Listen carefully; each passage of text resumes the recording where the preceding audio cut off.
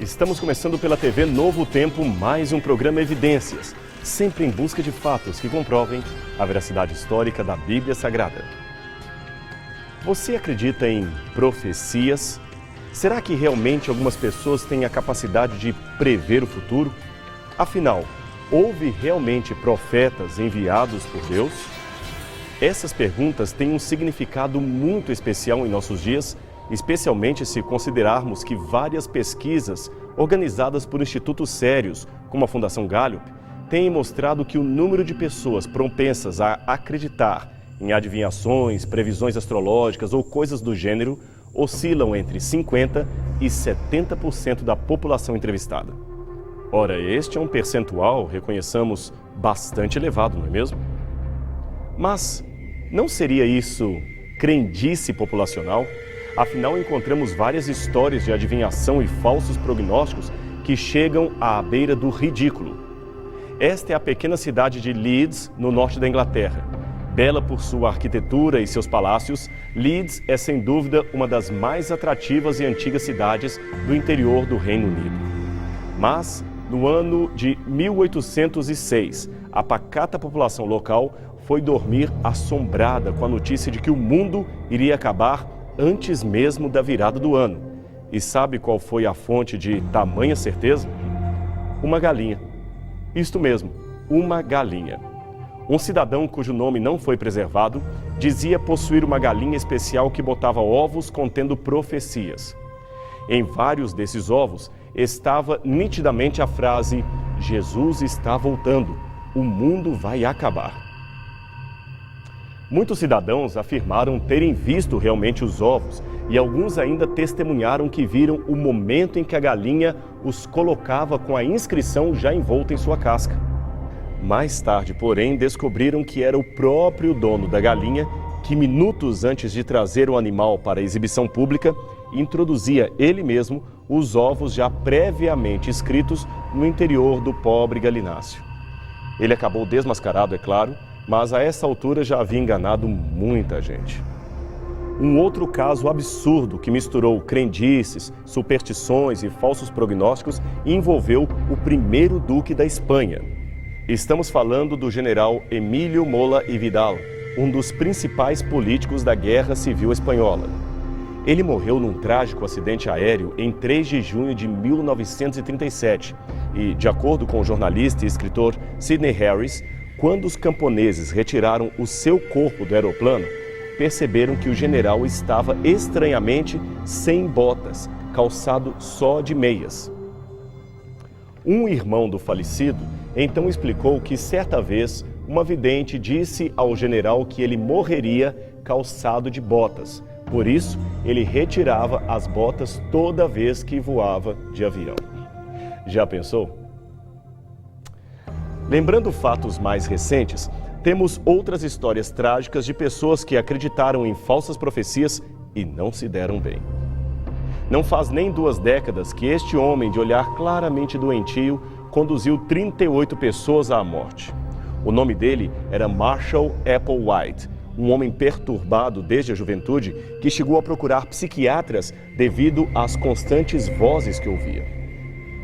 Em meados de 1970, ele e sua esposa fundaram uma seita chamada Portais do Paraíso, e sua principal doutrina consistia em dizer que a Terra estava dominada por luciferianos, isto é, adoradores de Lúcifer, do diabo, e que por ocasião da passagem do cometa Halley-Bopp em 1997, todos os filhos de Deus deveriam se suicidar.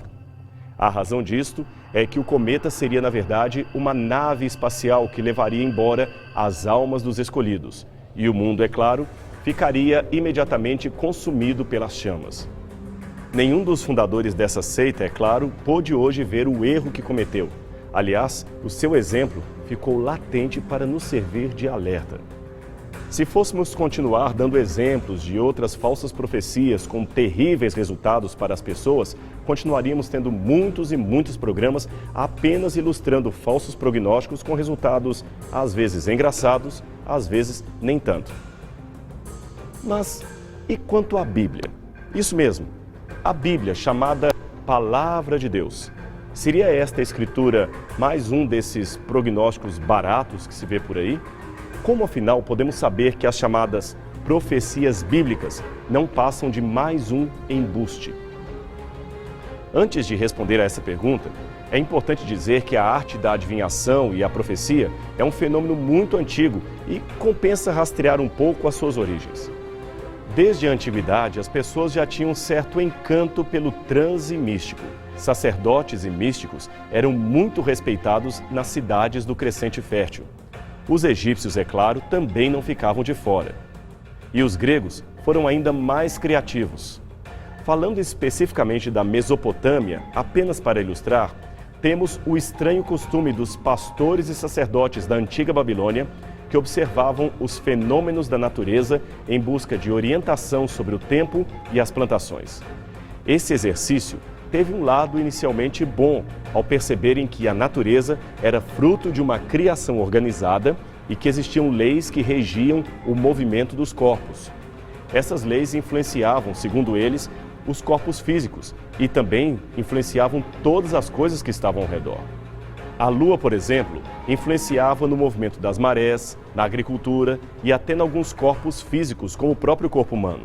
Contudo, os mesopotâmios acertaram numa parte, mas erraram na dosagem. E por volta de 1700 a.C., a observação dos astros virou uma pseudociência chamada astrologia e começou a ser ensinada juntamente com a astronomia e a matemática em diversas escolas espalhadas por cidades como Ur, Uruk, Lagash e outras do Crescente Fértil. Aí a moda de prever coisas através do curso das estrelas virou uma mania que dura até hoje.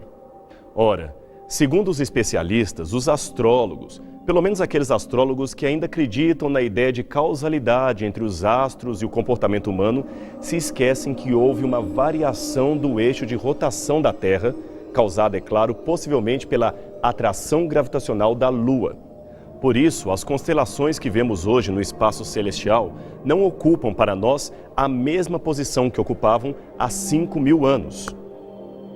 Logo, as datas correspondentes a cada signo deveriam ser alteradas segundo a nova posição, o que significa que aqueles que acreditam ter nascido em Libra, na verdade são de Escorpião, e os que creem ter nascido em Peixes, na verdade são de Áries, e assim por diante. Bem, você entendeu o erro dos astrólogos? E mesmo não havendo nenhuma comprovação de que a posição dos astros no momento do nascimento tenha qualquer influência no comportamento do indivíduo, os físicos ainda dizem que os astrólogos, para pelo menos serem coerentes com o quadro do zodíaco, deveriam corrigir os signos, como citei, e apenas acrescentar, aliás, mudá-los e acrescentar um 13º, um signo que seria o serpentenário, que também está no zodíaco e é visível da Terra. Como se não bastassem, os erros de prognóstico também têm erros de observação. São erros básicos que eles cometem. Agora tem mais uma coisa engraçada. Olhando velhos jornais do passado, é possível encontrar vários prognósticos furados feitos por místicos evidentes que, especialmente nas passagens de ano, vêm nos meios de comunicação revelar suas previsões para o ano que está chegando. Veja algumas dessas profecias e conclua por você mesmo o erro que eles cometeram. Um prognóstico dizia que o Papa João Paulo II morreria assassinado. Isso foi previsto depois que ele sofreu o atentado em Roma. Outro dizia que a Rússia invadiria os Estados Unidos. Outro disse que Silvio Santos seria presidente do Brasil. A crise do Golfo Pérsico detonaria a Terceira Guerra Mundial. O mais interessante quando observamos esses prognósticos furados é que, ao fazermos uma comparação com a Bíblia, percebemos que a orientação bíblica é para que nós não sejamos ingênuos. A Bíblia diz para não acreditarmos rapidamente em qualquer coisa antes de comprovar a procedência do que é dito. Noutras palavras, a Bíblia parece querer vacinar as pessoas contra charlatanismos e crendices. Veja esses textos bíblicos. Jesus fala o seguinte: não deis crédito a qualquer espírito, antes provai os espíritos se procedem de Deus, porque muitos falsos profetas têm saído pelo mundo afora. 1 João 4, verso 1 a 3. Vede que ninguém vos engane, Porque muitos virão em meu nome dizendo, eu sou o Cristo, e enganarão a muitos. Mateus 24, verso 4. Sede mansos como a pomba, mas prudentes como a serpente. Mateus 10, 16. Não deixais que haja no meio do povo adivinhos ou pessoas que tiram sorte, nem feiticeiros ou qualquer que faz despachos e consulte os mortos. E não pense que a Bíblia aplica esses conselhos apenas aos demais, de modo nenhum. O próprio Deus se submete ao crivo das evidências. Várias vezes as Escrituras Sagradas trazem frases do tipo, provai-me nisso, diz o Senhor. Provai e vede que o Senhor é bom, etc. Esse verbo provar, em hebraico, significa experimentar com os sentidos físicos e com a razão. Seria como degustar o sabor de um alimento e, pelo intelecto, saber o que se está comendo. E que melhor testemunha teríamos para provar ou desaprovar os pronunciamentos de uma profecia do que a própria história? Já dizia o escritor espanhol Miguel de Cervantes, autor do clássico Dom Quixote, a história é a competidora do tempo, o depósito das ações, o testemunho do passado, exemplo e aviso do presente, advertência do porvir. E a história testemunha a favor da veracidade da profecia bíblica. Considere, por exemplo, as profecias contra grandes civilizações do passado. Leia depois, com calma, o livro de Ezequiel, capítulo 26, e estude a história da cidade de Tiro, o grande orgulho dos fenícios. Hoje, ela é um monte de ruínas no território do Líbano, mas no passado foi um poderoso porto marítimo e entreposto de comércio internacional. Navegadores de todas as partes vinham até ela para comprar mercadorias, e a sua frota era a mais sofisticada daqueles tempos. Até mesmo as moedas traziam desenhos das suntuosas embarcações de Tiro. Mas, como eles se aliaram a Nabucodonosor no massacre a Jerusalém e ainda debocharam do Deus de Israel, o Senhor enviou um oráculo que hoje está preservado no livro de Ezequiel, no capítulo 26. Novamente, eu aconselho você, leia com calma o livro de Ezequiel. Ali você verá que Deus antecipou duas coisas ao profeta. Primeiro, que a cidade de Tiro seria capturada por Nabucodonosor, o seu atual aliado, e que ele destruiria as suas muralhas. Segundo, que anos mais tarde outros povos viriam e terminariam a destruição jogando as pedras da cidade de Tiro no mar e transformando-a num enxugadouro de redes de pesca. Essa profecia foi dada por volta de 587 a.C. Esse tipo de profecia, esse prognóstico, era um verdadeiro absurdo na época do profeta. Seria o mesmo que alguém dissesse hoje que Nova York amanhã virará colônia do Paquistão. Agora veja como todo esse aparente absurdo se cumpriu literalmente. Depois de um tempo, Tiro caiu nas mãos de Nabucodonosor, isto foi em 572 a.C. Os babilônios foram implacáveis, não pouparam nada nem ninguém. Em poucas horas, as grandes muralhas da cidade vieram abaixo, exatamente como afirmou o profeta Ezequiel. Mas a cidade ainda permaneceu, de certo modo, operando até por volta de 250 anos depois do ataque dos babilônios. Aí cumpriu-se a segunda parte da profecia. Alexandre o Grande veio terminar o que Nabucodonosor não havia concluído. Construindo um istmo desde o continente até a cidade, ele tomou de assalto o que sobrou de Tiro e a transformou num monturo de pedras. Hoje, suas ruínas estão realmente lançadas no meio do mar. E o antigo porto dos fenícios se tornou uma vila de pescadores, que usam até hoje as antigas estruturas para aportar pequenos barcos e enxugar as suas redes de pesca, exatamente como afirmou a profecia. Alguém pode, contudo, alegar que esta profecia, tão acertadinha assim, foi escrita depois dos eventos nela alcançados. Mas isto não faz sentido, sabe por quê? Ezequiel pode até ter testemunhado a destruição feita por Nabucodonosor, mas jamais teria como alcançar a outra destruição feita por Alexandre o Grande 250 anos depois, muito menos a situação em que a cidade se encontra agora, no século 21. Agora considere também o caso de Edom. Se eu falar esse nome assim solto, talvez ele não lhe traga nada à memória. Mas se eu disser Petra, aí você se lembra. Afinal, Petra foi recentemente eleita uma das 7 maravilhas do mundo moderno. Pois bem, no tempo do profeta Jeremias, Edom era um poderoso reino estabelecido onde hoje fica a Jordânia, e Petra era a sua capital.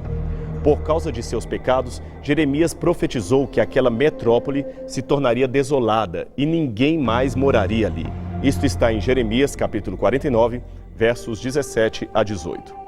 Jeremias não estava sozinho em seu prognóstico. Outro profeta do Senhor também escreveu contra Edom na segunda metade do 8º século a.C. O seu nome era Isaías, que pertencia à nobreza da casa de Judá. Ele também falou da futura desolação da cidade no capítulo 34, versos 10 a 15. Se levarmos em consideração o difícil acesso militar àquela região, seria quase nula a chance de termos ali um cumprimento dessa profecia. Isto fora o comércio fortíssimo que a cidade apresentava. Mas veja que interessante. A ocupação romana e um terremoto ocorrido ali em 363 d.C. tornaram o lugar desinteressante até para os comerciantes. Quando os muçulmanos tomaram a região em 636 d.C., a encontraram totalmente desabitada. E quando os cruzados construíram ali uma fortaleza por volta de 1200, também se espantaram com o completo desolamento do lugar. Desde os tempos mais antigos até os começos do século XIX, ninguém mais voltou a morar na cidade de Petra. Hoje, as ruínas de Petra são, na verdade, um parque turístico e, fora os turistas, ninguém, a não ser umas pouquíssimas famílias de beduínos, alguns comerciantes, outros pedintes, ninguém mais reside no local, a não ser, é claro, cobras, corvos e abutres. Exatamente como afirmou a profecia bíblica. Outro exemplo extraordinário de prognóstico bíblico são as revelações do profeta Daniel. Vivendo parte do seu ministério na Babilônia e parte na Pérsia, Daniel profetizou o curso da história mundial desde os seus dias até ao juízo final. Pena que não teremos tempo de avaliar com calma cada detalhe de seus prognósticos, mas só para você ter uma noção, Daniel apontou em mais de uma vez a sequência dos impérios mundiais, desde a Babilônia, passando pela Pérsia, Grécia e Roma, até chegar à Europa de nossos dias. Fora, é claro, as suas profecias de tempo, que apontam com precisão o momento em que Jesus deveria começar o seu ministério e quando deveria ser crucificado. Muitos críticos da Bíblia dizem que o livro de Daniel é uma lenda escrita por volta de 160 a.C. e não nos períodos persa e babilônico. Mas ainda que assim fosse, eu sinceramente não acredito nessa interpretação, teríamos aí um hiato de quase 2 séculos entre a profecia e o seu cumprimento na crucifixão de Jesus Cristo. Agora, como alguém poderia acertar tantos detalhes com quase 200 anos de antecedência? E mais, a descoberta dos famosos manuscritos do Mar Morto mostra que aquela comunidade que viveu antes do nascimento de Jesus já esperava para aqueles dias o aparecimento do Messias. E sabe qual era a base da sua leitura? As profecias de Daniel. Foi por causa de precisões proféticas como esta que intelectuais da estirpe de Johann Kepler, Blaise Pascal e Isaac Newton deram tanto crédito à Bíblia Sagrada e suas profecias. E você há de convir que estes não seriam homens com raciocínio infantil dispostos a acreditar em qualquer crendice ou dar fé a qualquer teoria maluca por aí. E tem um detalhe a mais. Diferente dos prognósticos que se veem por aí, a profecia bíblica não tem por função apenas revelar o futuro ou satisfazer a necessidade de curiosos quanto ao dia da manhã. Pelo contrário, muitas situações proféticas apontam apenas a denúncia de pecados presentes, muitos deles pecados sociais cometidos contra os menos favorecidos. Outras profecias da Bíblia eram apenas conselhos a que o povo mudasse a sua presente situação. Eram, na verdade, um manual de sabedoria para o povo enquanto esse povo vivia.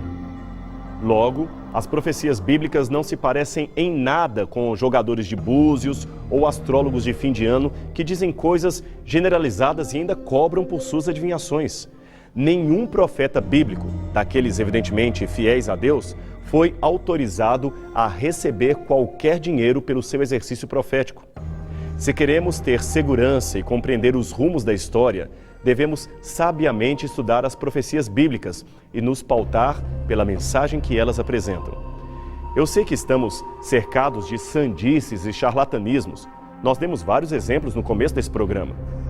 Mas eu também sei que, estranhamente, a população parece predisposta a acreditar nesses enganos. Senão, eles não estariam por aí enriquecendo charlatões ou, pelo menos, sustentando místicos de coluna de jornal. Mas veja, o fato de existirem médicos charlatães não me deve fazer desacreditar da medicina ou duvidar que existam profissionais de saúde que exerçam seriamente o seu ofício.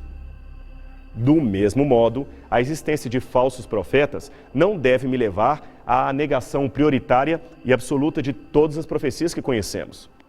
Aliás, como aconselha a própria Bíblia, examine, veja se realmente aquilo que é dito é coerente com o testemunho da história.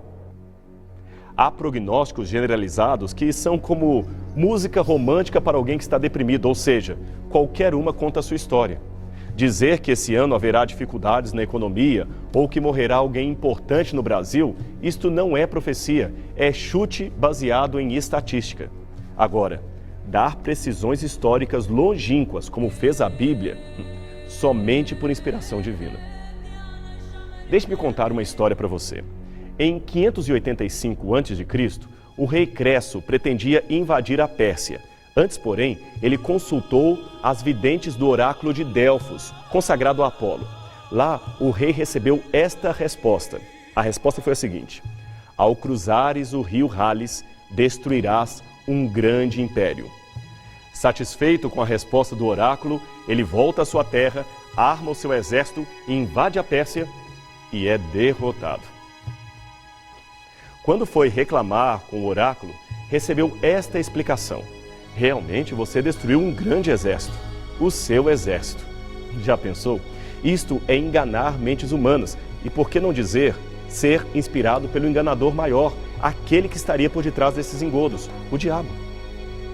Por isso, racionalmente, eu digo a você que prefiro a Bíblia. Com ela eu tenho a certeza de onde vim e para onde vou. Deus, diz a Bíblia, está no controle da história. Pense nisso. E a gente se encontra no próximo programa Evidências, semana que vem, aqui na TV Novo Tempo, o canal da Esperança. Até lá!